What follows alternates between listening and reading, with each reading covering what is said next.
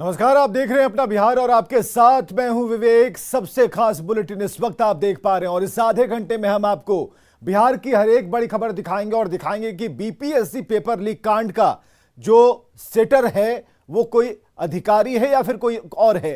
यह भी बताएंगे कि कहां कहां एसिड अटैक हुए हैं। यह भी बताएंगे कि कौन रच रहा है धर्म परिवर्तन की साजिश। यही नहीं, आरजेडी के मुस्लिम वोट पर किसकी नजर है और आरसीपी सिंह के राज्यसभा जाने और ना जाने का बिहार की सियासत पर क्या असर पड़ेगा, यह सब कुछ जानने की कोशिश करेंगे इस आधे घंटे में। लेकिन सबसे पहले बात बीपीएससी के सेटर अधिकारी की। तो बीपीएससी पेपर लीक कांड में आर्थिक अपराध इकाई ने बड़ी कार्रवाई की, जांच की और ऐसे व्यक्ति तक पहुंची जो बिहार सरकार में अधिकारी है और खुद उस परीक्षा में बैठकर सेंटर को सहयोग कर रहा था।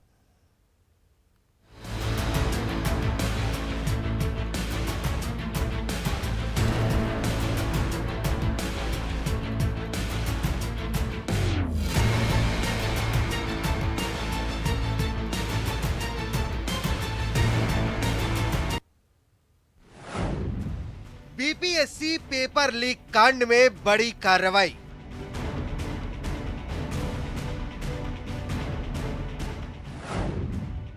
राजस्व अधिकारी तक जांच की आंच।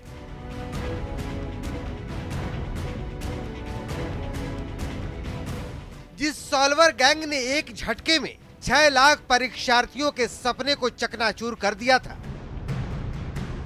उस गैंग का एक किरदार ये भी है। ये कोई मामूली आदमी नहीं है, बल्कि बिहार सरकार का राजस्व पदाधिकारी है जो अररिया के भरगामा में पोस्टेड है। नाम है राहुल कुमार। 67वीं बीपीएससी पेपर लीक कांड में आर्थिक अपराध इकाई की टीम ने बड़ी कार्रवाई करते हुए इस राजस्व पदाधिकारी राहुल कुमार को गिरफ्तार कर लिया है। ईओयू का दावा है कि पेपर लीक कांड में शामिल सॉल्वर गैंग के सरगना पिंटू यादव से राहुल कुमार की साठगांठ थी।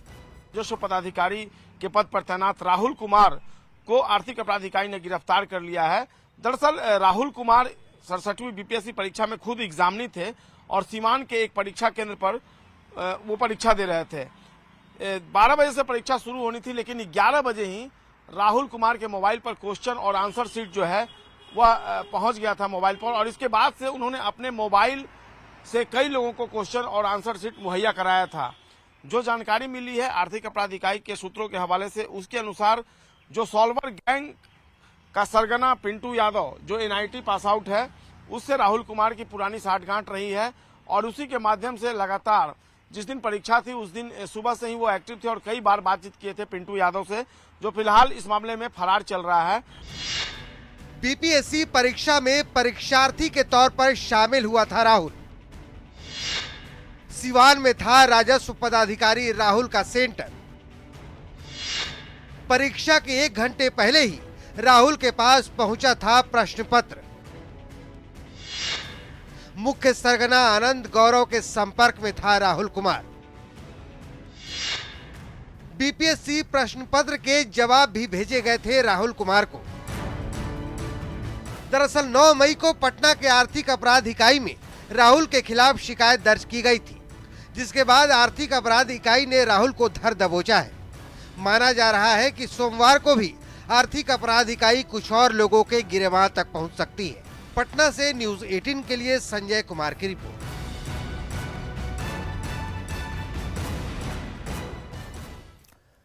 पटना में जमीनी विवाद में महिला के ऊपर तेजाब से हमला हुआ, जबकि मुजफ्फरपुर में 17 साल की लड़की के ऊपर एसिड फेंका गया। लड़की को इलाज के लिए पटना लाया गया है।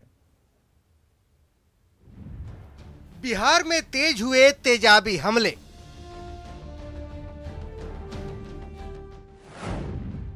पटना में महिला पर एसिड अटैक।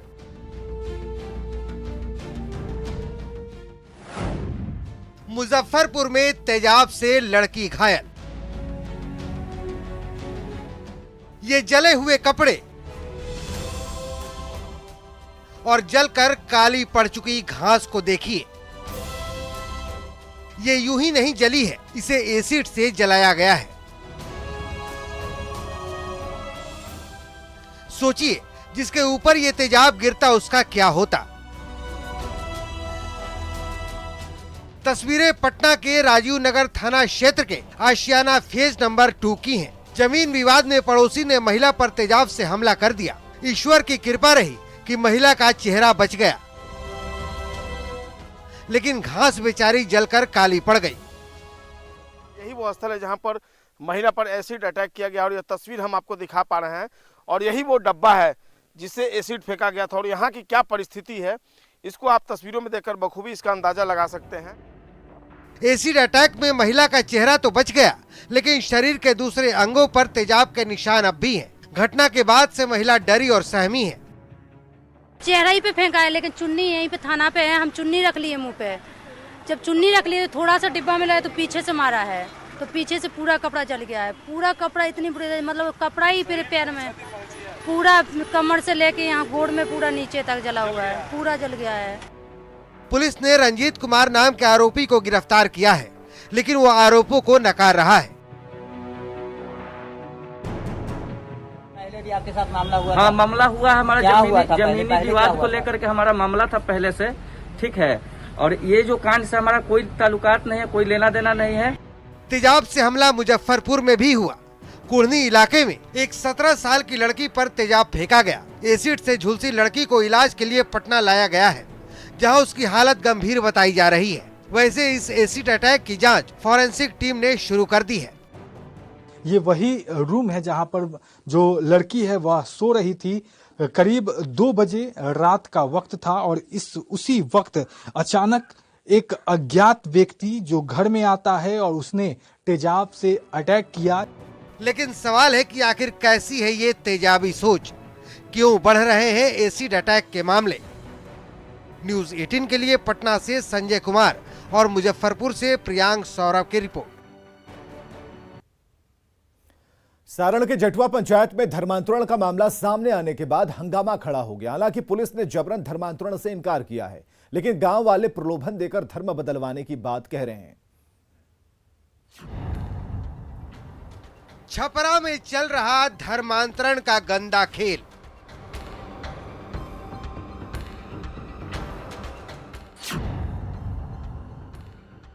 पर्ची और कैलेंडर बांटकर बिछा रहे जाल।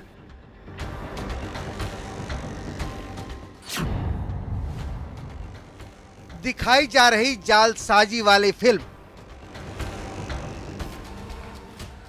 प्रार्थना सभा की इस तस्वीर को देखिए। सारण के फकुली पंचायत के जटुली गांव में ऐसी ही प्रार्थना सभा के जरिए दलितों को भरमाया जा रहा था। इस प्रार्थना सभा की आड़ में रची जा रही थी धर्मांतरण की साजिश। प्रार्थना सभा तक तो सब ठीक था, लेकिन जैसे ही ईसाई मिशनरीज के लोगों ने गांव में जमीन खरीदकर चर्च बनाने की कोशिश शुरू की, हंगामा खड़ा हो गया। आगे का रणनीति है पूरे गांव के साथ हम लोग मिलकर कदम से कदम मिला के यहाँ पे चर्च नहीं बनने देंगे। जिला प्रशासन को भी हम लोगों ने अवगत कर दिया है कि इसके लिए जो कठोर कदम उठाया जाएगा हम लोग उठाएंगे। न्यूज़ 18 की टीम सच्चाई जानने सारण के जटुली गांव पहुंची, जहां आप भी देखिए वहां की हकीकत। यहाँ पे देखिए जिस ढंग से निर्माण कार्य चल रहे हैं, यहाँ पे ईंट, गिट्टी, बालू, तमाम छड़ चीज़ें जो हैं वो यहाँ पे निर्माण के लिए लाया गया है और यहाँ पे निर्माण किया जा रहा है। यहाँ पे देखिए इसकी शुरुआत जो है यहाँ पे की गई है भूमि पूजन करके। गांव वालों का आरोप है कि ईसाई मिशनरीज के लोगों ने पहले वीडियो फिल्म दिखाई, फिर पर्चा और कैलेंडर बांटकर दलित समुदाय के लोगों को लुभाने की कोशिश की। ये वो कैलेंडर है, ये जो आप देख रहे हैं इसके जो स्लोगन्स हैं, मैं यीशु तुम्हें शांति के लिए जाता हूँ, जैसे संसार देता है तुम्हें नहीं देता, तुम्हारा मन व्याकुल ना हो और न डरे। ये तमाम ये जो कैलेंडर जो स्लोगन लिखे हुए हैं ये पूरे गांव में कई महीनों से बांटे जा रहे थे। बात सिर्फ वीडियो फिल्म दिखाने की, पर्चा और कैलेंडर बांटने तक ही नहीं है। गांव वालों का साफ साफ कहना है कि धर्मांतरण के लिए पैसे का प्रलोभन भी दिया गया। लड़की की शादी में मदद का वादा भी हुआ। पैसा ना भी देवे के, बाकी पैसा बहुत मिली एमे रहबा लोग तो जुड़ा लोगन में। हाँ, एमे जुड़ जाइबा लोग तो तोड़ के बहुत लाभ दियाई, पैसा कौड़ी दियाई। हाँ, बेटी मेहर के माने दियाई, बियाह शादी में होई, लड़की के शादी होई तो दे हम सब। हालांकि पुलिस जबरन और पैसे के प्रलोभन के जरिए धर्मांतरण की बात से इनकार कर रही है। जो जांच किया गया है उसमें किसी व्यक्ति ने ये नहीं बताया है कि उसका जबरन धर्मांतरण किया गया है। अगर कोई भी ऐसा मामला आता है जिसमें किसी प्रकार की इस तरह की बात आती है तो जांच करके उचित कार्रवाई की जाएगी। पुलिस जो भी कहे, गांव वालों का कहना है कि मिशनरी के लोगों ने पहले गांव के ही एक व्यक्ति का धर्म परिवर्तन कराया, फिर उसके जरिए गांव में जमीन खरीदकर धर्मांतरण का खेल खेलने लगे। हालांकि आरोपी ने धर्म परिवर्तन से इनकार किया है। फिलहाल धर्मांतरण कराने के आरोप पर पूरे इलाके में हलचल है। बजरंग दल और विश्व हिंदू परिषद के कार्यकर्ताओं ने जटुली पहुंचकर बैठक की है। अगर पुलिस की बात को सच भी मान ले तो सवाल है कि क्या गांव वाले झूठ बोल रहे हैं? अगर नहीं तो जबरन धर्म परिवर्तन की कोशिश क्यों? लोगों को लालच देकर धर्मांतरण क्यों? इससे भी बड़ा सवाल ये है कि हिंदू बहुल गांव में चर्च का निर्माण क्यों? न्यूज़ 18 के लिए छपरा से रवि एस नारायण की रिपोर्ट। आरजेडी ने शहाबुद्दीन की पत्नी हिना शहाब को राज्यसभा का टिकट नहीं दिया और इसे लेकर हिना शहाब के समर्थक नाराज हैं। अब ये कयास लगाए जा रहे हैं कि क्या हिना शहाब जेडीयू में जा सकती हैं।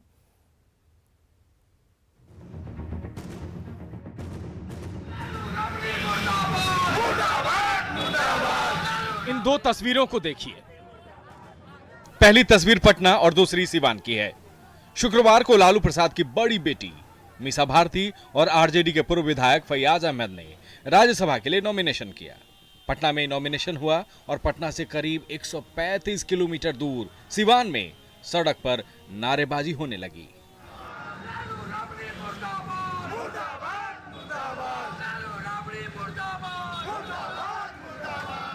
नारेबाजी ही नहीं, सिवान में आरजेडी और तेजस्वी यादव का पुतला भी फूंका गया। ये जानकर और भी चौंक जाएंगे कि लालू और तेजस्वी के खिलाफ नारा लगाने वाले ये लोग कोई और नहीं बल्कि आरजेडी समर्थक ही हैं।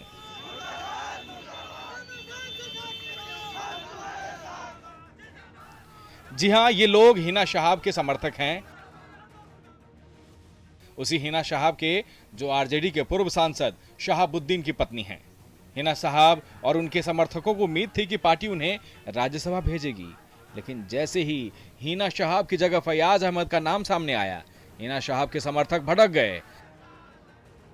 नाराज हिना शहाब ने भी कह दिया कि वो पूरे बिहार के अपने समर्थकों से राय शुमारी कर फैसला लेंगी कि आगे क्या करना है। हम लोग सारे लोग पूरे बिहार के लोगों से हम लोग अपना मशवरा करेंगे और जब सब लोगों का एक आवाज होगी वही आवाज हमारी। हिना शहाब के बयान के बाद यह सवाल उठने लगा है कि कहां जाएंगे हिना शहाब? क्या हिना शहाब का अगला ठिकाना जेडीयू होगा? जेडीयू के बड़े नेता तो इस पर सधी भी प्रतिक्रिया दे रहे हैं, लेकिन खालिद अनवर जैसे एमएलसी हिना शहाब का स्वागत करने को तैयार हैं। किसके समर्थक क्या करते हैं यह तो उनकी मर्जी है। हमारी पार्टी में अभी कोई एजेंडा नहीं है इस तरह का, और एजेंडा का भी हम लोग तय भी करते हैं, फिर उस पर विमर्श करते हैं। लेकिन एजेंडा तय भी होता है तो इतिहास भूगोल सब देखते हैं, तब एजेंडा में शामिल करते हैं। अगर वो आना चाहती हैं तो सारी खवातीन का, जितनी भी खवातीन आना चाहती, जो भी इस कारवां में आना चाहे, हम लोग दिल की गहराइयों से इस्तकबाल करेंगे। राजनीतिक हल्के में इस बात की कयासबाजी तेज है कि जेडीयू की नजर आरजेडी के MY समीकरण के M यानी मुस्लिम वोटर पर है, तभी तो हिना शहाब पर आरजेडी के नेता तोल मोल के बोल रहे हैं। नाराज होने की जरूरत किसी को नहीं है। पार्टी सम्मान देने में कमी नहीं की है, बल्कि उस इलाके में कौन लड़ेगा विधानसभा, कौन लड़ेगा विधान परिषद, यह भी तय करते हैं वो लोग, तो वही पार्टी मान जाती है। हालांकि बीजेपी नेता इन अटकलों को ज्यादा तवज्जो देने के मूड में नहीं है। नहीं, एकदम क्लियर कट है। शहाबुद्दीन तो अब मरूम हो चुके हैं, शहाबुद्दीन अप्रासंगिक हो चुके हैं। ये सभी जानते हैं कि शहाबुद्दीन और नीतीश कुमार के बीच रिश्ते अच्छे नहीं रहे। शहाबुद्दीन ने नीतीश कुमार को परिस्थितियों का सीएम नहीं कहा होता तो शायद आज कुछ और परिस्थितियां होती, लेकिन अब परिस्थितियां बदल चुकी है और शहाबुद्दीन इस दुनिया में नहीं है। ऐसे में मुस्लिम वोटर पर पकड़ के लिए यह कयासबाजी सच भी हो सकती है। न्यूज़ 18 के लिए पटना से आनंद अमृतराज के साथ ब्यूरो रिपोर्ट। आरसीपी सिंह को लेकर जेडीयू में हलचल तेज है, लेकिन आरसीपी के नाम पर तमाम बड़े नेताओं ने चुप्पी साध रखी है। खुद सीएम नीतीश कुमार इस पर कुछ भी बोलने के लिए तैयार नहीं है। तो सवाल है कि अगर आरसीपी सिंह राज्यसभा जाते हैं तो उनका क्या राजनीतिक असर हो सकता है, और अगर नहीं जाते हैं तो उसका सियासत पर क्या असर पड़ सकता है।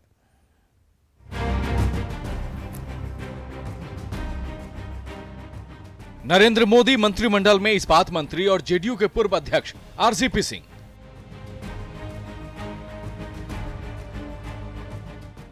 आरसीपी सिंह का राज्यसभा में कार्यकाल 7 जुलाई को खत्म हो रहा है। 24 मई से नॉमिनेशन शुरू है, लेकिन अब तक ये तय नहीं है कि आरसीपी सिंह दोबारा राज्यसभा जाएंगे या नहीं। जेडीयू ने राज्यसभा के लिए उम्मीदवार चुनने के लिए पार्टी के सर्वमान्य नेता नीतीश कुमार को अधिकृत कर रखा है, लेकिन आरसीपी सिंह के नाम पर जेडीयू के बड़े नेताओं के साथ साथ नीतीश कुमार ने भी चुप्पी साध रखी है। सर, आरसीपी सिंह को लेकर मुख्यमंत्री जी, माननीय मुख्यमंत्री जी अधिकृत हैं, वो जब निर्णय लेंगे आपको बता दिया जाएगा। सवाल है कि आरसीपी सिंह का टिकट कटता है तो क्या होगा, आरसीपी सिंह राज्यसभा जाते हैं तो क्या होगा, और क्यों आरसीपी सिंह पर जेडीयू में चुप्पी है। आइए अब एक एक कर इन तीनों सवालों के जवाब जानने की कोशिश करते हैं। सबसे पहले बात, अगर आरसीपी सिंह राज्यसभा जाते हैं तो आरसीपी सिंह केंद्र में मंत्री बने रहेंगे, जेडीयू के प्रति उनकी आस्था और बढ़ेगी, आरसीपी से बिदकने वालों का संकट बढ़ेगा, मनमुटाव के बावजूद जेडीयू मजबूत होगा। अब यह जानने की कोशिश करते हैं कि अगर जेडीयू आरसीपी सिंह को राज्यसभा नहीं भेजता है तो फिर क्या होगा। ऐसी स्थिति में आरसीपी का केंद्रीय मंत्री बने रहना मुश्किल हो जाएगा, जेडीयू के अंदर फूट की स्थिति पैदा हो जाएगी, जेडीयू को एकजुट रखना मुश्किल हो सकता है। चूंकि आरसीपी संगठन करता है, इसलिए आरसीपी को संगठन का फायदा मिलेगा। जेडीयू के कई विधायक और मंत्री आरसीपी के साथ हो जाएंगे, आरसीपी बीजेपी के साथ जा सकते हैं, आरसीपी के आने से बीजेपी मजबूत हो सकती है। जाहिर सी बात है, आरसीपी सिंह अगर जेडीयू से उम्मीदवार बनते हैं तो भी जेडीयू पर इसका बड़ा असर पड़ना तय है, और अगर उनकी दावेदारी खारिज हो जाती है तो इसका भी असर जेडीयू पर जरूर पड़ेगा। अब एक सवाल यह भी उठता है कि आखिर आरसीपी सिंह पर जेडीयू में चुप्पी क्यों है। तो दरअसल आरसीपी पर जेडीयू की चुप्पी की वजह वो जेडीयू के नेता हैं जो आरसीपी के केंद्रीय मंत्री बनने से दुखी हैं, आरसीपी को बागी की तरह देखते हैं, आरसीपी को बीजेपी के करीबी मानते हैं और आरसीपी के जाने को ज्यादा नुकसान नहीं मानते। मतलब ये कि आरसीपी सिंह का टिकट तय करेगा बिहार की राजनीति। न्यूज़ 18 के लिए पटना से आनंद अमृतराज के साथ ब्यूरो रिपोर्ट।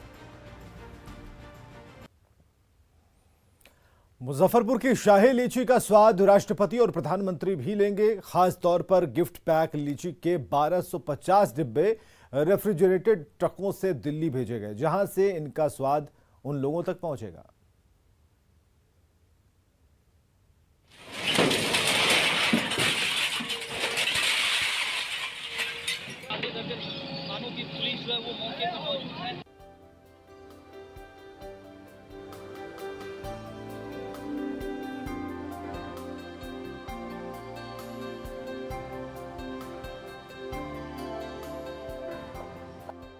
रंग बिरंगे रिबन से बंधे छोटे छोटे डब्बे और उन डब्बों में भरा बिहार का प्यार और दुलार। जी हाँ, इन गिफ्ट पैकेट्स में मुजफ्फरपुर की वही लजीज शाही लीची भरी हुई है, जिसका दीवाना हर आम से लेकर खास तक है। जेठ के महीने में बिहार का हर आम आदमी तो लीची के स्वाद से सराबोर हो ही रहा है, अब लीची का जायका खास भी ले सकेंगे। मुजफ्फरपुर के उद्यान विभाग की ओर से इसके लिए खास तौर पर लीची के 1250 गिफ्ट पैकेट्स तैयार किए गए,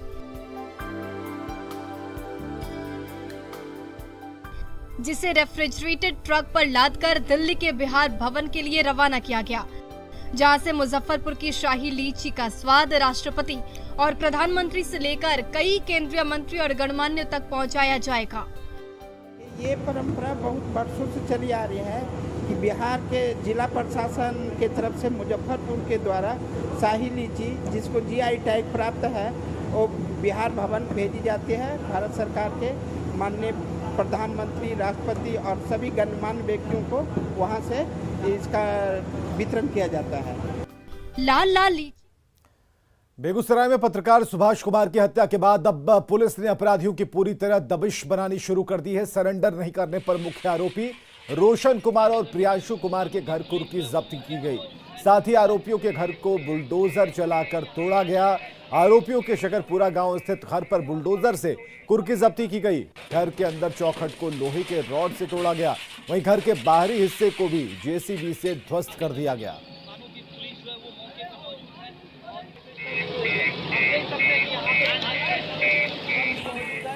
देखने वाली बात ये होगी कि कब तक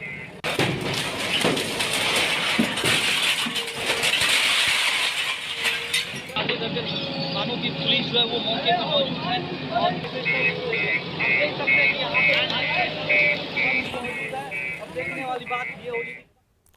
और आगे देखिए जोहार झारखंड।